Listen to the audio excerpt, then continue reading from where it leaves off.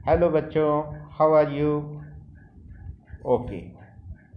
देखिए, last video में हमने सॉलिड स्टेट ये फर्स्ट लेसन स्टार्ट किया है केमिस्ट्री का, और ये लेसन महाराष्ट्र स्टेट बोर्ड के न्यू सिलेबस के हिसाब से ये फर्स्ट लेसन है। तो हमने एक इंट्रोडक्शन इसका देखा है, लेकिन एक क्विक रिवीजन हम इसका लेंगे। लास्ट वीडियो में हमने देखा कि सॉलिड ये सॉलिड क्यों होता है, सॉलिड ये लिक्विड या गैस क्यों नहीं होता है। इसका मेन रीज़न यहाँ पर, अगर हम थोड़ा सा देखिए, कुछ पार्टिकल्स मैं यहाँ पर बना रहा हूँ। तो ये जो पार्टिकल्स है, समझ लीजिए कि ये सॉलिड के पार्टिकल्स हैं, और ठीक इसी के बाजू में एक ग्लास है और उसमें वाटर है, और ये वाटर के पार्टिकल्स हैं। ओके, और यहाँ पर ये गैस के पार्टिकल्स हैं। अब हम इन तीनों को कंपेयर करेंगे, सॉलिड, लिक्विड और गैस। सॉलिड के जो पार्टिकल्स हैं, इनके बीच जो डिस्टेंस है ये बहुत ही कम है। डियर स्टूडेंट्स, इस डिस्टेंस को कहा जाता है इंटर पार्टिकल डिस्टेंस। तो ये inter particle distance solid state में बहुत ही कम है। अगर हम लिक्विड को देखते हैं तो लिक्विड में inter particle distance as compare to solid थोड़ा सा ज़्यादा है। और अगर हम गैस को देखते हैं तो गैस में जो इंटर पार्टिकल डिस्टेंस है वो as compare to solid and liquid बहुत ज़्यादा है। तो आप इस बात का बहुत आसानी से अंदाज़ा लगा सकते हो कि कौन से पार्टिकल्स को फ्रीडम ज़्यादा है, सॉलिड, लिक्विड या गैस। डेफिनेटली सबसे ज़्यादा फ्रीडम किसको है? गैस के मॉलिक्यूल्स को फ्रीडम ज़्यादा है, मतलब उनकी मूवमेंट ज़्यादा है। और लिक्विड के पार्टिकल्स को जो फ्रीडम है एज कंपेयर टू गैस थोड़ा कम है, और इसीलिए उनकी मूवमेंट भी as compare to gas molecules, gas के पार्टिकल के कंपैरिजन में लिक्विड के पार्टिकल्स की मूवमेंट कम है। उनको लिमिटेशंस है। लिक्विड के पार्टिकल्स मूव हो सकते हैं, लेकिन कहाँ तक मूव होंगे? वो ग्लास में जितना वॉल्यूम है वाटर का, उसी में वो मूव हो सकते हैं, ग्लास के बाहर तो नहीं जा सकते हैं। और सॉलिड के जो पार्टिकल्स हैं, इनके मूवमेंट पे बहुत ज़्यादा रेस्ट्रिक्शन है, क्योंकि इनका फ्रीडम बहुत कम है, क्योंकि इनका इंटर पार्टिकल डिस्टेंस बहुत कम है। तो डियर स्टूडेंट्स, हमने इसमें क्या सीखा कि इंटर पार्टिकल डिस्टेंस और मूवमेंट, इन दोनों के बीच कैसा रिलेशन है। जब इंटर पार्टिकल डिस्टेंस कम होगा तो मूवमेंट भी कम होगी। जब इंटर पार्टिकल डिस्टेंस ज़्यादा होगा तो मूवमेंट भी ज़्यादा होगी। तो यहाँ पर movement is directly related to inter particle distance, और we can say that inter particle distance is directly proportional to movement. तो यहाँ पर जब सॉलिड में मूवमेंट कम है, क्योंकि उसमें इंटर पार्टिकल डिस्टेंस भी कम है, तो यहाँ पर जब मूवमेंट कम है तो ये एक पार्टिकल ये दूसरे पार्टिकल से बहुत ज़्यादा अट्रैक्टिव फोर्स एक्सपीरियंस करेगा।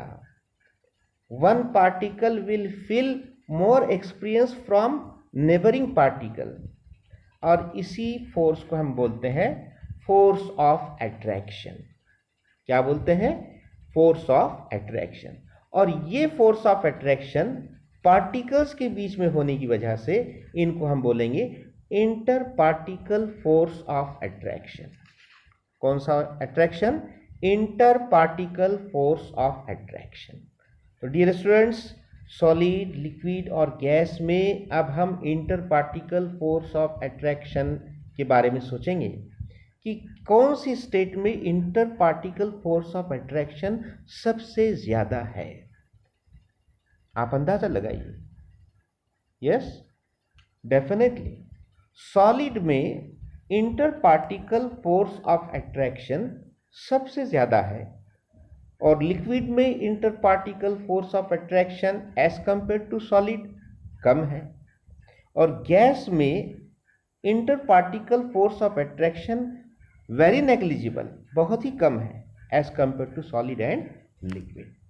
तो यहाँ पर इंटर पार्टिकल डिस्टेंस और interparticle force of attraction, इन दोनों को हमने रिलेट करने की कोशिश की है कि जब इंटर पार्टिकल डिस्टेंस कम होगा तो interparticle force of attraction ज़्यादा होगा और जब इंटर पार्टिकल डिस्टेंस ज़्यादा होगा तो interparticle force of attraction कम होगा। इन शॉर्ट हम ये कह सकते हैं कि interparticle force of attraction is inversely proportional to interparticle distance। Okay, अब हम यहाँ पर जो बेसिक चीज़ें हमने 8, 9, 10th में पढ़ी है, 11th में पढ़ी है, ये जो कैरेक्टरिस्टिक्स है, solids have definite shape, solids have definite volume, liquid do not have definite shape but they have definite volume, gas do not have definite shape and definite volume, ये सब चीज़ें हमें पता है। तो हमको अभी फ़िलहाल सॉलिड की डिटेल में स्टडी करना है और लास्ट लेक्चर में भी हमने देखा कि जब हमको सॉलिड की डिटेल में स्टडी करना है तो सॉलिड के जो पार्टिकल्स है जिनको हम कॉन्स्टिट्यूएंट पार्टिकल्स बोल रहे हैं उनकी हमको डिटेल में स्टडी करना है। अब उनकी डिटेल में स्टडी करना है मतलब एक्चुअली क्या करना है कि उनकी जो अरेंजमेंट है विद इन द सॉलिड, उनकी अरेंजमेंट किस टाइप की है, उनकी वहाँ पर जो रख रखाव है पार्टिकल्स का वो किस तरह से रखे हुए हैं। अरेंजमेंट 3 टाइप की होती है। लास्ट लेक्चर में मैंने कहा था 1 dimensional, 2 dimensional and 3 dimensional arrangement. तो हमको यहाँ पर सॉलिड के पार्टिकल्स की अरेंजमेंट 3 स्टेप्स में पढ़ना है। 1 dimensional arrangement, 2 dimensional arrangement and 3 dimensional arrangement. Dear student, particles के बारे में हमने इससे पहले भी डिस्कस किया है कि पार्टिकल मतलब क्या। तो पार्टिकल मतलब यहाँ पर इस चैप्टर के हिसाब से वो एटम भी हो सकता है, आयन भी हो सकता है और मॉलिक्यूल भी हो सकता है। सो पार्टिकल में भी एटम, आयन और मॉलिक्यूल। तो हम जब कभी इस लेसन में पार्टिकल ये वर्ड यूज़ करेंगे तो ये अंडरस्टूड रहेगा कि it can be atom, it can be ion और it can be a molecule. Dear students, हमने लास्ट लेक्चर में देखा कि टाइप्स ऑफ सॉलिड और मेनली यहाँ पर 2 टाइप्स है सॉलिड के, क्रिस्टलाइन सॉलिड और एमॉर्फस सॉलिड। इनको हम कैसे आइडेंटिफाई करेंगे ये लास्ट लेक्चर में हमने देखा कि उनका जो सरफेस है उसके ऊपर से हम उनकी फिजिकल प्रॉपर्टी के बेसिस पर उनको हम आइडेंटिफाई कर सकते हैं, उनकी सॉल्युबिलिटी की बेसिस पर हम उन्हें आइडेंटिफाई कर सकते हैं।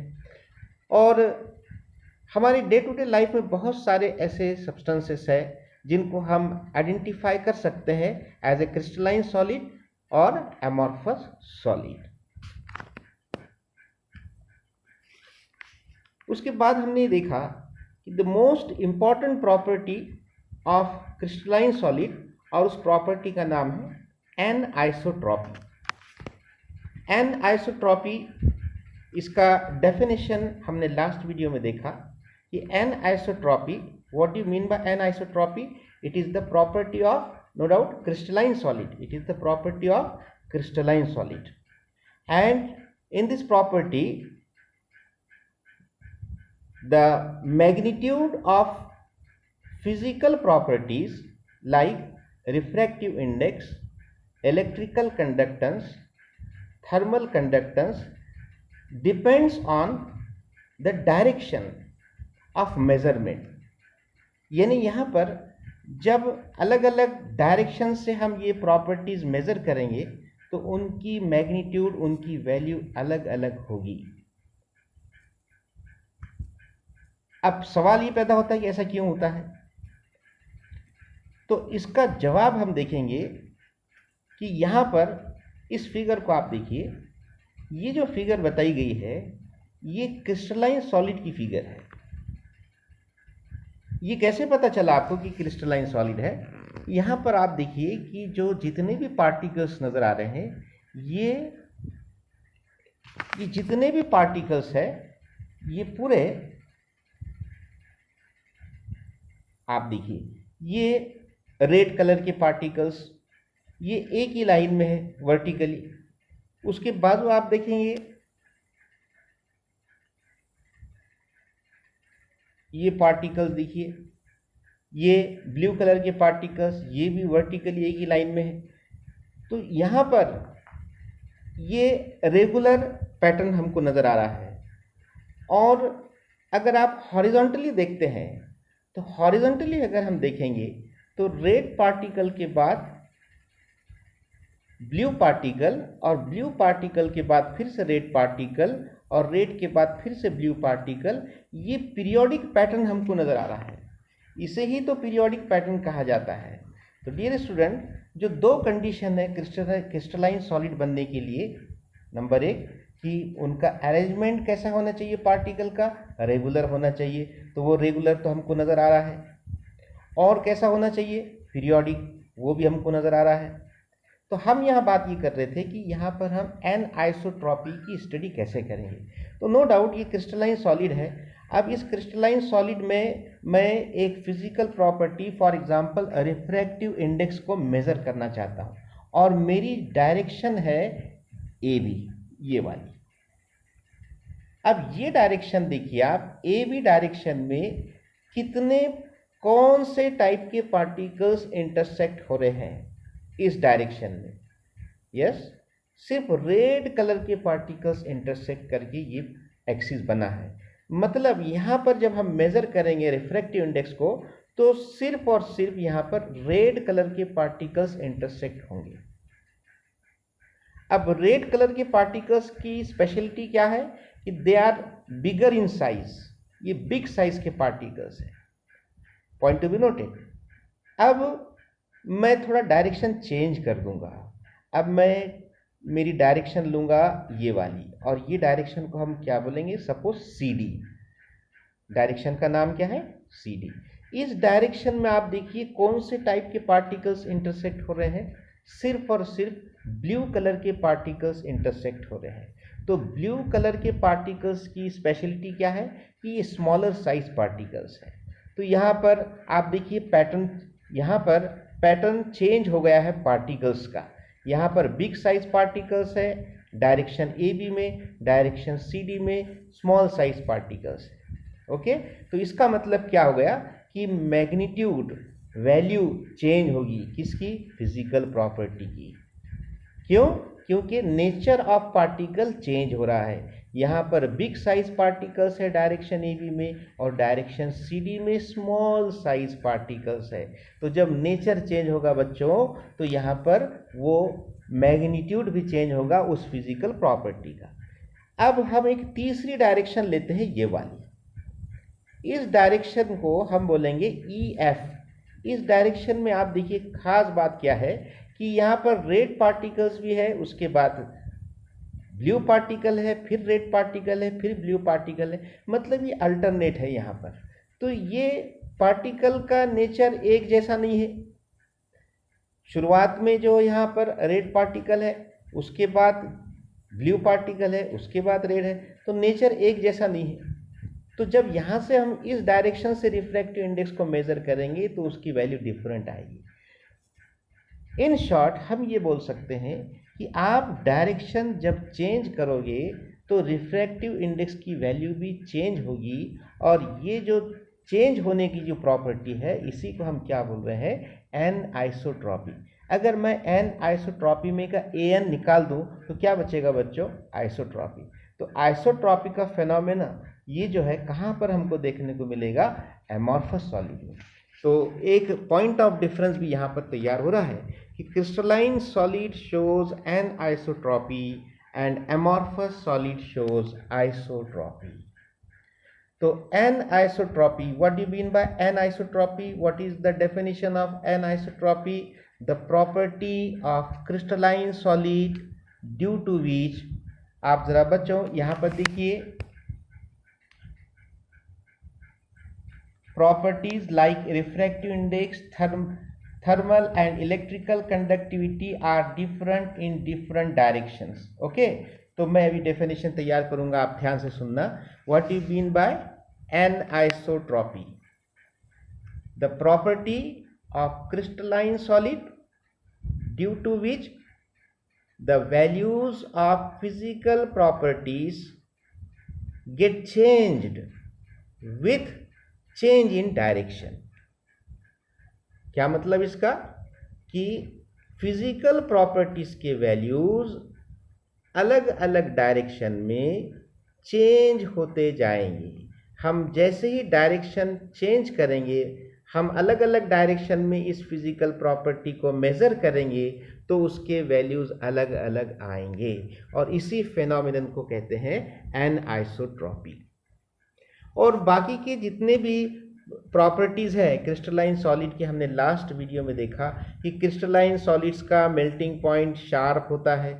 शार्प का क्या मीनिंग होता है आप लास्ट वीडियो में देखिए, और यहाँ पर उसके एग्जाम्पल्स हमने देखे क्रिस्टलाइन सॉलिड्स के हमारे डे टू डे लाइफ की। आइस है, सॉल्ट्स है, मेटल्स है, हाँ, और नॉन मेटेलिक मटेरियल्स हैं जैसे कि डायमंड, ग्राफाइट, सिरेमिक्स।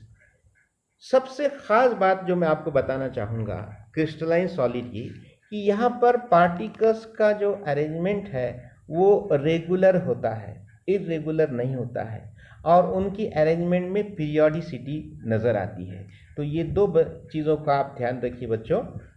चलिए हम अब नेक्स्ट पेज पर चलते हैं। ये पेज नंबर 2 है।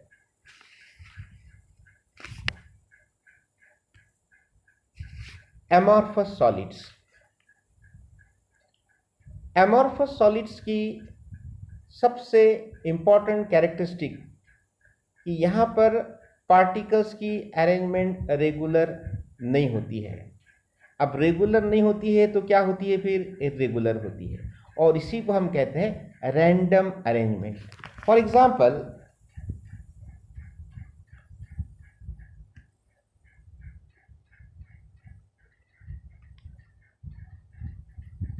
ये एक पार्टिकल है, ज़रा पार्टिकल बड़े बड़े बना रहा हूँ ताकि आपको नज़र आना चाहिए।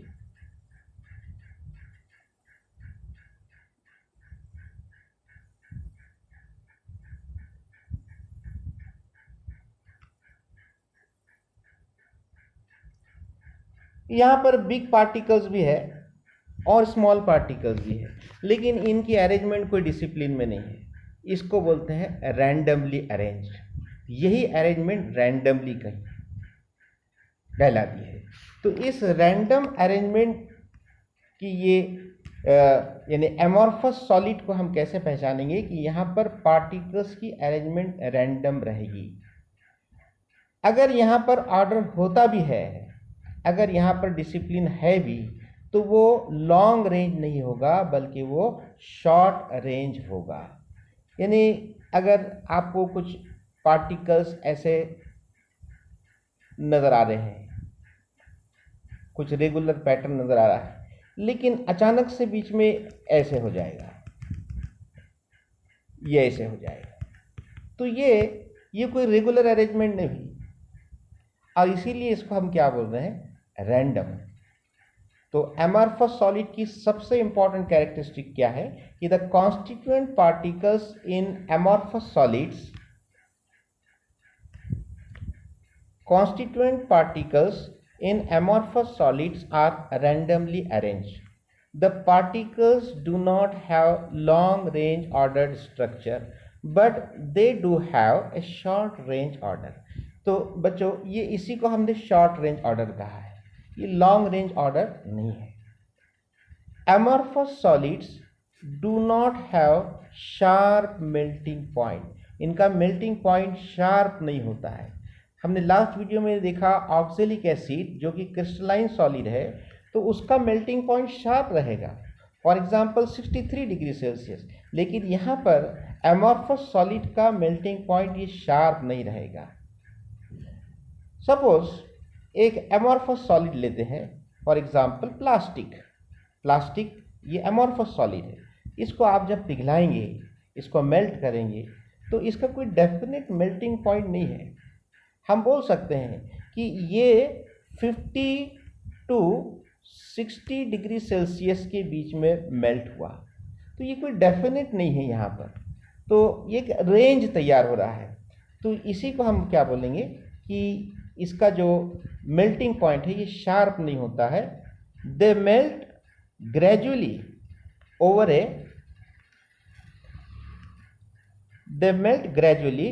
a temperature interval, ये ग्रेजुअली मतलब स्लोली मेल्ट होंगे, और ओवर ए टेम्परेचर इंटरवल मतलब क्या 50 to 60 degree Celsius for example.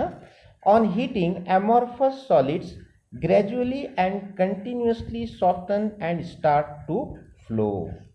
Dear student, ये बात को आप बहुत ध्यान में रखिए कि दे स्टार्ट टू फ्लो, ये वाली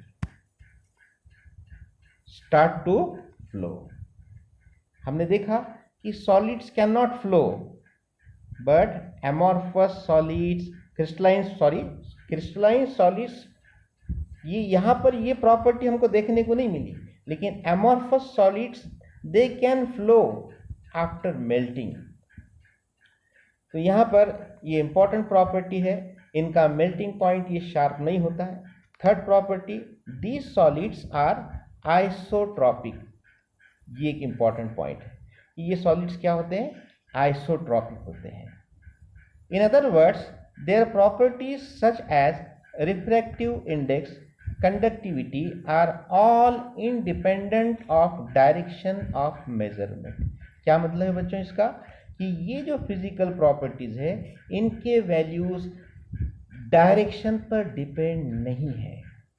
चाहे आप किसी भी डायरेक्शन में इनको मेज़र करेंगे तो इनके वैल्यूज सेम रहेंगे, चेंज नहीं होंगे, क्योंकि वो डायरेक्शन पर डिपेंड नहीं है। They exhibit the same magnitude for any property in every direction. Her direction में उनकी मैग्नीट्यूड, उनकी जो वैल्यू है वो सेम रहेगी।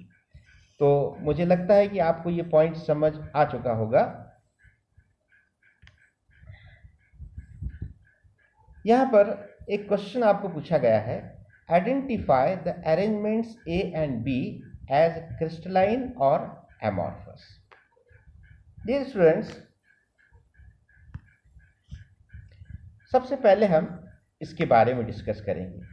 देखिए, इस स्ट्रक्चर में आप ध्यान से देखिए कि वर्टिकली देखिए, पहले ग्रीन पार्टिकल्स पूरे वर्टिकली सेम लाइन में है, यानी इनका जो अरेंजमेंट है रेगुलर है। आप उसके बाजू चलिए, ये रेड कलर के पार्टिकल्स, ये भी vertically in the same direction, in the same line, in the same axis.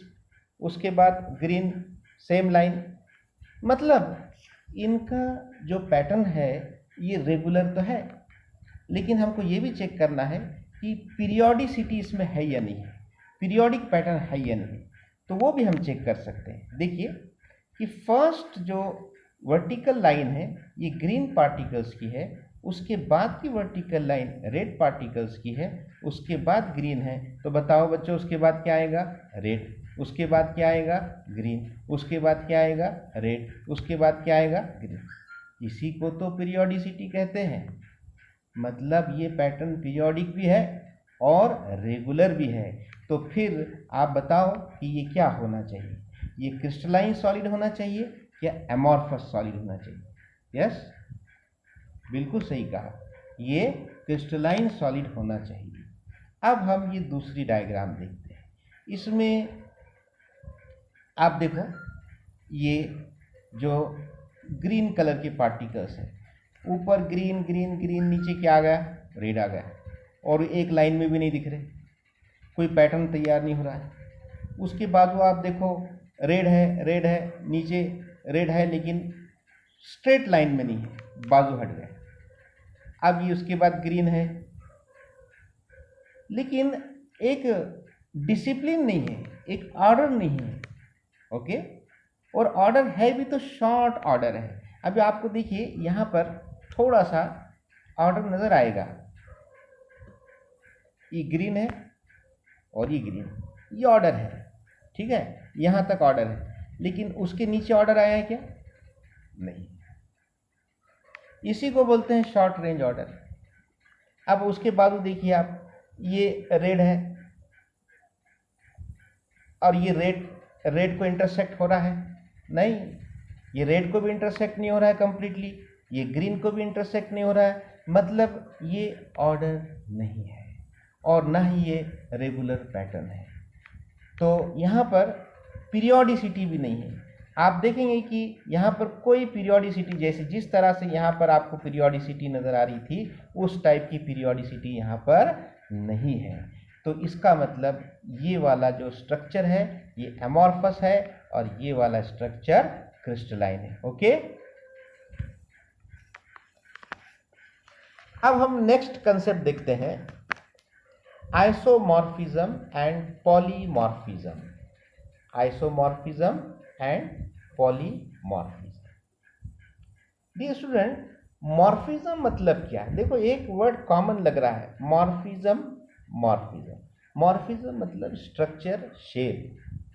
Iso मतलब सेम, तो यहाँ पर हमको उसकी डेफिनेशन उसके नाम से ही समझ में आ रही है। Isomorphism same structure, polymorphism different many structures. Okay, चलिए हम देखते हैं नीचे क्या लिखा है।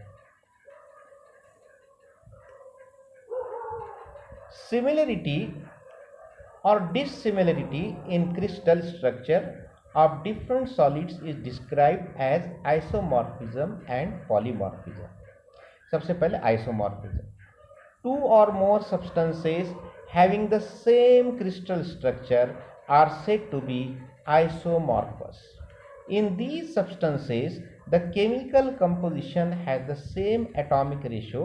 For example, NaF and MgO, NaNO3 and COCO3 are isomorphous pairs and have the same atomic ratios 1:1 and 1:1:3 respectively of the constituent atoms. क्या मतलब है इसका? यस, देखिए हम यहाँ पर NaF ये लेते हैं और सेकंड क्या है, MgO। ये दो अलग अलग सब्सटेंसेस हैं, दो अलग अलग कंपाउंड्स हैं। ओके, पहले कंपाउंड में जो कॉन्स्टिट्यूएंट एलिमेंट्स है Na है और F है। दूसरे कंपाउंड में जो कॉन्स्टिट्यूएंट एलिमेंट्स है मैग्नीशियम है और ऑक्सीजन है। ठीक है, ये दो कंपाउंड्स में कॉन्स्टिट्यूएंट एलिमेंट्स अलग अलग हैं, नो डाउट, लेकिन ये दोनों में एक सिमिलरिटी है कि ये दोनों भी क्रिस्टलाइन है। क्या है? क्रिस्टलाइन है, और दोनों का क्रिस्टल का स्ट्रक्चर भी सेम है। दोनों का क्रिस्टल स्ट्रक्चर कैसा है बच्चों? सेम है।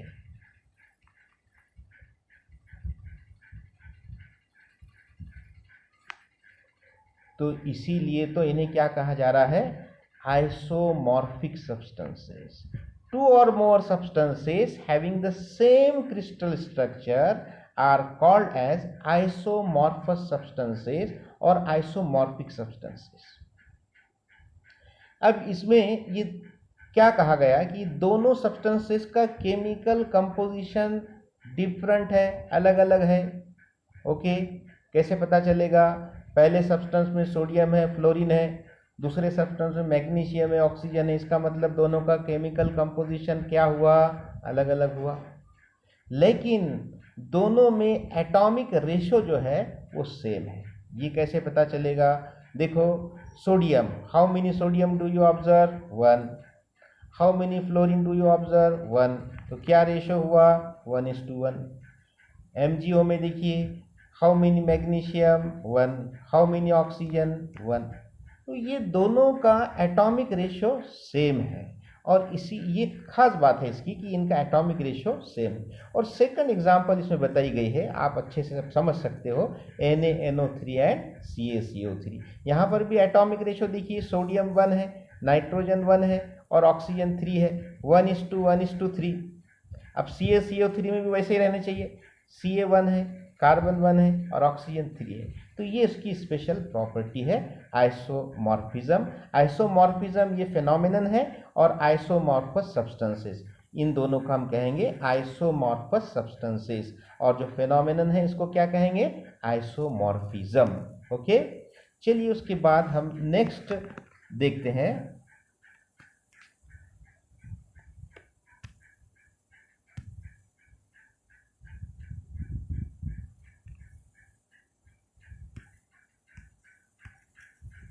Polymorphism. Polymorphism,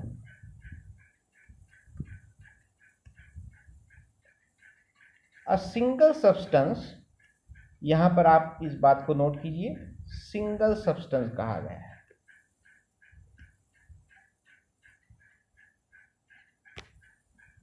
single substance that exist in 2 or more forms or crystalline structure is said to be polymorphous। तो जब कभी हम पॉलीमॉर्फस बोलेंगे तो पॉलीमॉर्फस सब्सटेंस बोलेंगे कि पॉलीमॉर्फस सब्सटेंसेस बोलेंगे, सिंगुलर बोलेंगे कि प्लूरल बोलेंगे, इस डेफिनेशन के हिसाब से। डेफिनेशन शुरू कैसी हो रही है बच्चों? A single substance that exist in 2 or more forms or crystalline structure is said to be polymorphous। मतलब इस डेफिनेशन से साफ समझ में आ रहा है कि ये पॉलीमॉर्फस, ये सिंगल सब्सटेंस है जिसके अलग अलग मोर देन 2 या 2 फॉर्म्स या मोर देन 2 फॉर्म्स हो सकते हैं, अलग अलग क्रिस्टल स्ट्रक्चर्स हो सकते हैं। Polymorphs of a substance are formed under different conditions. मतलब अंडर डिफरेंट कंडीशंस में, under different conditions of temperature and pressure, ये हो गया। कंडीशन मतलब वही होगा, temperature and pressure. For example, calcite and aragonite are 2 forms of calcium carbonate। Alpha quartz, beta quartz and cristobalite are 3 of the several forms of silica। Polymorphism occurring in elements is called allotropy। For example, 3 polymorphic allotropic forms of carbon are diamond, graphite and fullerene। Dear student, polymorphism की जो concept है ये सिर्फ और सिर्फ single substance के लिए है। अब यहां पर देखिए कि कार्बन ये एक सिंगल एलिमेंट है, लेकिन इसके 3 एलोट्रॉपिक फॉर्म्स हैं। नंबर 1 डायमंड, नंबर 2 ग्राफाइट और नंबर 3 फुलेरी। तो सिंगल सब्सटेंस या सिंगल एलिमेंट के जब अलग अलग क्रिस्टल स्ट्रक्चर, डायमंड का क्रिस्टल स्ट्रक्चर डिफरेंट है, ग्राफाइट का क्रिस्टल स्ट्रक्चर डिफरेंट है और फ्लोरीन का क्रिस्टल स्ट्रक्चर डिफरेंट है, तीनों का क्रिस्टल स्ट्रक्चर डिफरेंट है, और इसीलिए इन तीनों सब्सटेंसेस, ये इन तीनों को हम क्या बोलेंगे? These are the polymorphic forms और एलोट्रॉपिक फॉर्म्स ऑफ कार्बन। तो पॉलीमॉर्फिक फॉर्म्स और एलोट्रॉपिक फॉर्म, इसमें बहुत, ये दोनों में बहुत स्लाइट डिफरेंस है। What is the difference between polymorphic form and allotropic form? ये बताया गया है कि पॉलीमॉर्फिक फॉर्म ये टर्मिनोलॉजी हम एक कंपाउंड पर अप्लाई कर सकते हैं, लेकिन एलोट्रॉपी ये जो टर्मिनोलॉजी है ये हम एलिमेंट पर अप्लाई करेंगे। जब हम कार्बन के अलग अलग क्रिस्टल स्ट्रक्चर्स के लिए को डिस्कस करेंगे तो हम उस वक्त हम क्या बोलेंगे, एलोट्रॉपिक फॉर्म बोलेंगे, ये वर्ड यूज़ करेंगे। लेकिन सिलिका है या कैल्शियम कार्बोनेट है, कैल्शियम कार्बोनेट के या सिलिका के जो अलग अलग फॉर्म्स है उसके लिए हम कौन सा वर्ड यूज़ करेंगे, पॉलीमॉर्फिक फॉर्म्स बोलेंगे। तो थोड़ा सा एक स्लाइट डिफरेंस है पॉलीमॉर्फिक फॉर्म्स और एलोट्रॉपिक फॉर्म्स इन दोनों के बीच। डियर स्टूडेंट, आज के लिए इतना काफ़ी है और आप ये पूरा वीडियो फिर से एक बार देखिए और आपको जो भी इसमें डाउट है, जो आपको समझ में नहीं आया, वो आप कमेंट सेक्शन में, कमेंट बॉक्स में भेजिए लिखकर। मैं उस डाउट